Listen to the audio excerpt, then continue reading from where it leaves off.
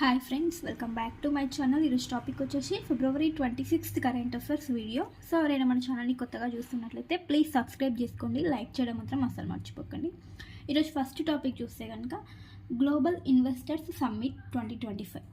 Global investors summit 2025 ఎక్కడ జరిగింది అంటే భోపాల్లో జరిగింది, మధ్యప్రదేశ్లోని భోపాల్లో Feb 24-25 ఈ డేట్స్లో ఈ సమ్మిట్ అనేది జరిగింది. గ్లోబల్ ఇన్వెస్టర్ సమ్మిట్ అనమాట. ఎన్నవ ఎడిషన్ అంటే ఇది 8th ఎడిషన్, 8వ ఎడిషన్. ఫస్ట్ టైం ఎప్పుడు అంటే 2007లో ఈ సమ్మిట్ అనేది స్టార్ట్ అవ్వడం జరిగింది. సో ప్రజెంట్ ఎన్నవ ఎడిషన్ అంటే 8వ ఎడిషన్ అనేది గుర్తుంచుకోండి. సో ఈ సమ్మిట్లో భాగంగా ఈ మధ్యప్రదేశ్లో జరిగిన ఈ సమ్మిట్లో భాగంగా 18 కొత్త పారిశ్రామిక విధానాలను ఆవిష్కరించడం జరిగింది. ఈ సమ్మిట్లో వివిధ దేశాల నుండి ప్రతినిధులు అనేవారు ఈ సమ్మిట్లో పాల్గొన్నారు. సో ఈ సమ్మిట్ యొక్క ముఖ్య ఉద్దేశం ఏంటంటే వివిధ రంగాల్లో పెట్టుబడులని ఆకర్షించడం, వివిధ కంపెనీల నుంచి పెట్టుబడులు అనేవి ఆకర్షించడమే దీని యొక్క ముఖ్య ఉద్దేశం. సో ఏ రంగాలు అంటే ఐటీ ఫీల్డ్, పునరుత్పాదక ఇంధనం, పారిశ్రామిక రంగం, పర్యాటకం, ఎంఎస్ఎంఈలు, స్టార్టప్స్, వ్యవసాయం, ట్రాన్స్పోర్ట్స్ అండ్ లాజిస్టిక్స్, ఫార్మాస్యూటికల్స్ ఇలాంటి డిఫరెంట్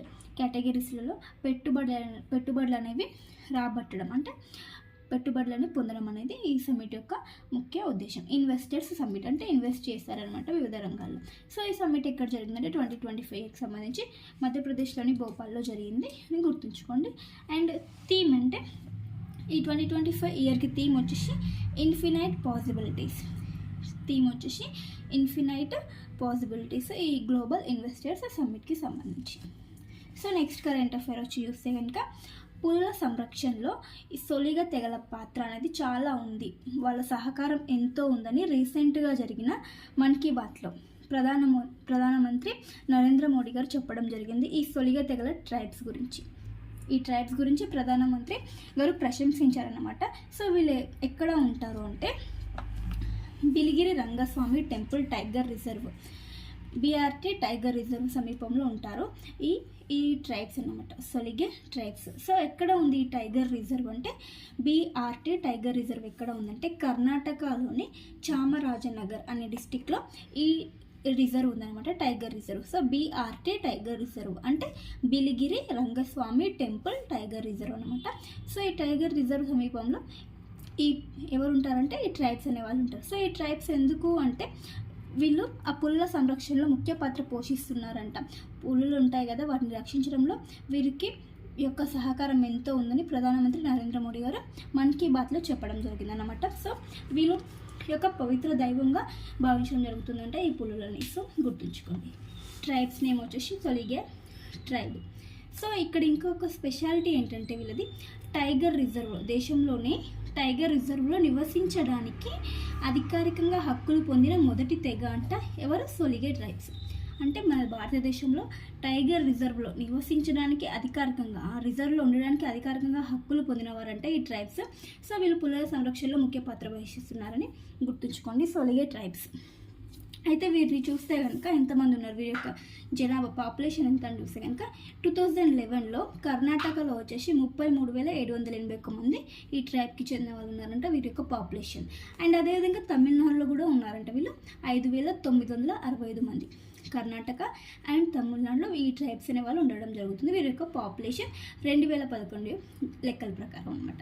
సో ఇక్కడ బిఆర్టీ టైగర్ రిజర్వ్ యొక్క పులుల పాపులేషన్ చూస్తే కనుక 2014 ప్రకారం 69 పులులు ఈ టైగర్ రిజర్వ్లో ఉన్నాయంట.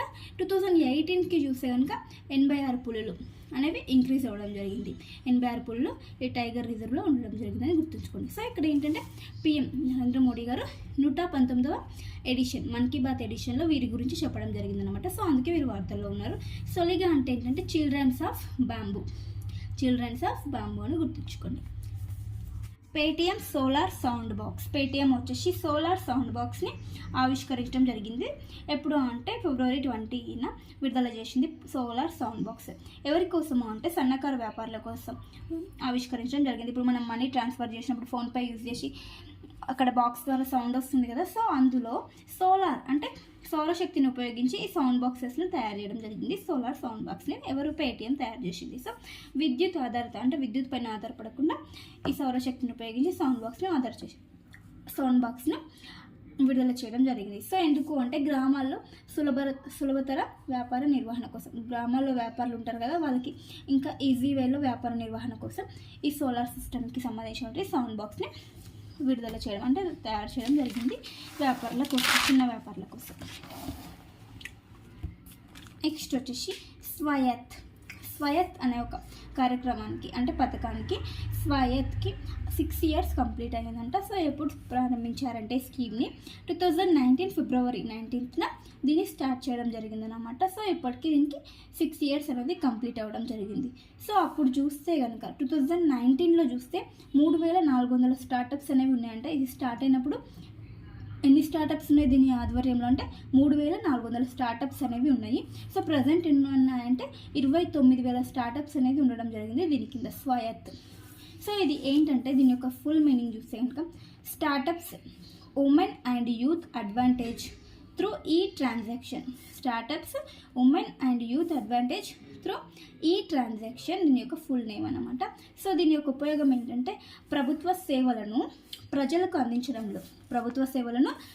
అందించడంలో మహిళల నేతృత్వంలో సంస్థలు మరియు యువత ఉంటారు కదా, వాళ్ళని భాగస్వామ్యం చేయాలి. ఈ సేవలను ప్రజలకు అందించడంలో మహిళా నేతృత్వంలో ఉన్న సంస్థలు ద్వారా అండ్ యువత ద్వారా భాగస్వామ్యాన్ని చేయాలని దీని యొక్క లక్ష్యం అన్నమాట. స్వాయత్ ప్రభుత్వ సేవలను అందించడం, ఎవరికి ప్రజలకు అందించడంలో ఈ మహిళను భాగస్వామ్యం చేయాలి, నెక్స్ట్ యువతను కూడా భాగస్వామ్యం అంటే పార్టిసిపేట్ చేయాలని దీని యొక్క ముఖ్య ఉద్దేశం.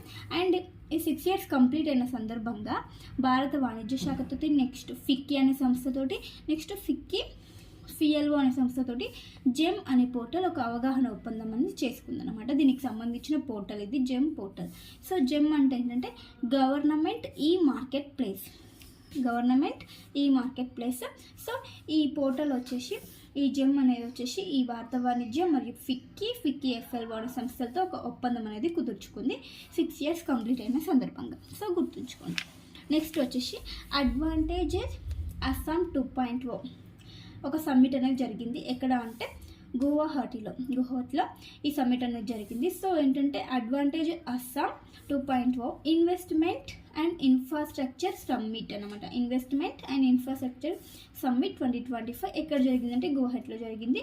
సో ఇదేంటంటే వివిధ పరిశ్రమల నుండి భారీ పెట్టుబడులు ఆకర్షించడమే ఈ సమ్మిట్ యొక్క ముఖ్య ఉద్దేశం. పరిశ్రమల నుండి భారీ పెట్టుబడులను ఆకర్షించడం దీని యొక్క ముఖ్య ఉద్దేశం. నెక్స్ట్ వచ్చేసి చంద్రుని దక్షిణ ధ్రువం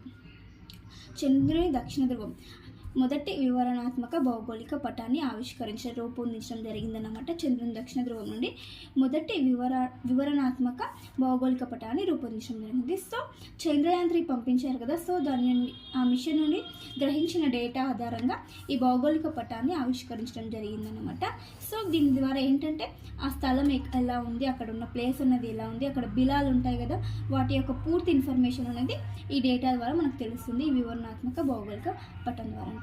సో దీన్ని రూపొందించడంలో ఎవరు సహకారం అందించారంటే ఫిజికల్ రీసెర్చ్ ల్యాబొరేటరీ అహ్మదాబాద్కి చెందినది, పంజాబ్ విశ్వవిద్యాలయం చండీగఢ్కి సంబంధించింది, నెక్స్ట్ ఇస్రోకి సంబంధించినది laboratory for electro optic system యొక్క సహకారంతో ఈ మొదటి వివరణాత్మక భౌగోళిక పటాన్ని రూపొందించడం జరిగింది.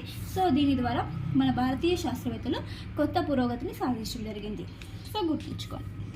నెక్స్ట్ కరెంట్ అఫైర్ వచ్చేసి సరస అజీవక మేళా 2025 ఎక్కడ జరగబోతుంది అంటే ఉత్తరప్రదేశ్లోని నోయిడాలో జరగబోతుంది. ఎప్పటి నుంచి అంటే ఫిబ్రవరి 21 నుంచి స్టార్ట్ అయింది. ఎప్పటి వరకు అంటే మార్చ్ 10 వరకు ఈ మేళా అనేది జరగబోతుంది. ఎక్కడ ఉత్తరప్రదేశ్లోని నోయిడాలో. సో ఏ సంస్థల ఆధ్వర్యంలో అంటే గ్రామీణాభివృద్ధి మంత్రిత్వ శాఖ, జాతీయ గ్రామీణాభివృద్ధి సంస్థ మరియు పంచాయత్ రాజ్ వీటి యొక్క సహకారంతో ఈ మేళా అనేది కండక్ట్ చేశారనమాట. సో ఇందులో ఎవరు అంటే చేతి వృత్తుల వారికి సంబంధించిన వస్తువులు ఉంటాయి కదా, అండ్ అదేవిధంగా కళాత్మకతను ప్రోత్సహించి మరియు ప్రదర్శించడమే ఈ మేళా యొక్క ముఖ్య ఉద్దేశం అన్నమాట. కొన్ని కళా ప్రదర్శనలు జరుగుతాయి, చేతి వృత్తులకు సంబంధించిన చేతి పనులకు సంబంధించిన కొన్ని వస్తువుల ప్రదర్శన అనేది దీనిలో జరుగుతుంది అనమాట. సో ఎక్కడ జరుగుతుందో గుర్తుంచుకోండి.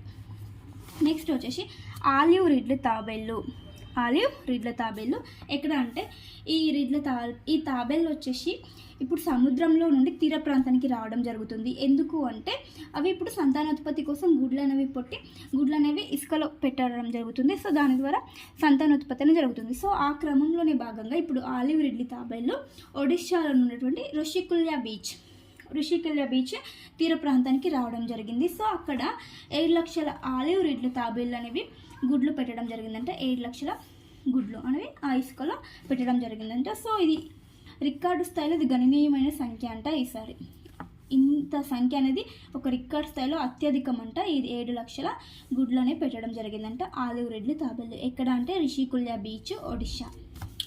నెక్స్ట్ వచ్చేసి ప్రకృతి 2025 అని ఒక కాన్ఫరెన్స్ ఎక్కడ జరగబోతుంది అంటే ఫిబ్రవరి 24-25 జరిగింది. ఎక్కడ అంటే న్యూఢిల్లీలో జరిగింది. సో ఇది ఏంటంటే కార్బన్ మార్కెట్లకు సంబంధించినటువంటి మొట్టమొదటి అంతర్జాతీయ కాన్ఫరెన్స్ అంట. ప్రకృతి కార్బన్ మార్కెట్లపై మొదటి అంతర్జాతీయ కాన్ఫరెన్స్ అంటే ప్రకృతి 2025. సో ఏ సంస్థ దీన్ని నిర్వహిస్తుంది అంటే బ్యూరో ఆఫ్ ఎనర్జీ ఎఫిషియన్సీ దీన్ని ఈ కాన్ఫరెన్స్ని నిర్వహించడం జరుగుతుంది. ఇది శక్తి మంత్రిత్వ శాఖకు సంబంధించినటువంటిది. నెక్స్ట్ కరెంట్ అఫైర్ వచ్చేసి ప్రపంచ రొమ్ము క్యాన్సర్ రేట్లలో అత్యధికంగా క్యాన్సర్ నమోదైన ప్రాంతాలు ఏవంటే ఆస్ట్రేలియా అండ్ న్యూజిలాండ్ టాప్లో ఉన్నాయంట. అత్యధికంగా క్యాన్సర్ అనేది నమోదైన ప్రాంతాలు ఆస్ట్రేలియా అండ్ న్యూజిలాండ్ నమోదు పరంగా ఇది. నెక్స్ట్ మరణాల పరంగా చూస్తే కనుక మెలనేషియా అనే ప్రాంతంలో అధికంగా క్యాన్సర్ మరణాలు అనేవి సంభవిస్తున్నాయంట. సో అల్పంగా ఎక్కడ అంటే తూర్పాసియా ప్రాంతంలో అల్పంగా సంభవిస్తున్నాయంట దీనికి సంబంధించి. సో చూడండి ఇక్కడ అత్యధికంగా ప్రపంచ రొమ్ము క్యాన్సర్ రేట్లలో క్యాన్సర్ అత్యధికంగా నమోదైనది ఆస్ట్రేలియా, న్యూజిలాండ్. మరణాల పరంగా అంటే క్యాన్సర్కి సంబంధించి మరణాలు అత్యధికంగా ఎక్కడ అంటే మెలనేషియా, అల్పంగా ఎక్కడంటే తూర్పాసియా ప్రాంతంలో నమోదవడం జరిగిందంట. సో గుర్తుంచుకోండి. నెక్స్ట్ వచ్చేసి కిసాన్ క్రెడిట్ కార్డ్స్కి సంబంధించి ఈ కిసాన్ క్రెడిట్ కార్డ్ లోన్ ఇస్తుంది కదా రైతులకి, వ్యవసాయం కోసం లోన్స్ అనేది ఇవ్వడం జరుగుతుంది ఈ కిసాన్ క్రెడిట్ కార్డ్ స్కీమ్ ద్వారా. సో వ్యవసాయ ఖర్చుల కోసం, వ్యవసాయ పనుల కోసం ఇవ్వడం జరుగుతుంది. సో ఈ లెక్కల ప్రకారం 2014 మార్చి నాటికి ఎంత మొత్తంలో ఇవ్వడం జరిగిందంటే 4.26 లక్షల కోట్లు అనేది ఇవ్వడం జరిగింది రైతులకి.